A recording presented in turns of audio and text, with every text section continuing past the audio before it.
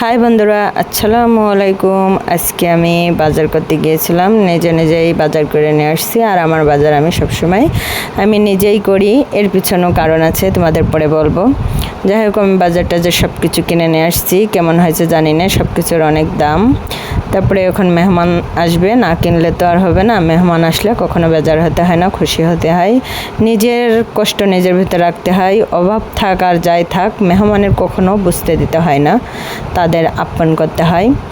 যাই হোক, আমি সবসময় সবার জন্যেই ছাড় দিই। মানুষ বলে যে বিনা স্বার্থে কেউ নাকি কিছু করে না, তবে আমি অনেকের জন্যই অনেক কিছু করছি। আমার জীবনে আমি কারোর কাছ থেকে কিছুই পাইনি, একটা মানুষের কাছ থেকে পাইছি আমার জীবনের অবদান।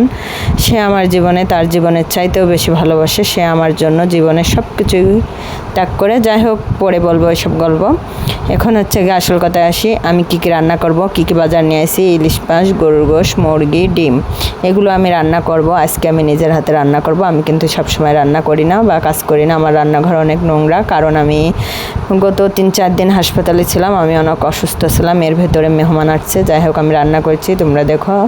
রান্না শেষ, মেহমান আসতে এখনও দেরি আছে, আমি আগে রান্না করে রেখে দিলাম। এই যে সব কিছুই।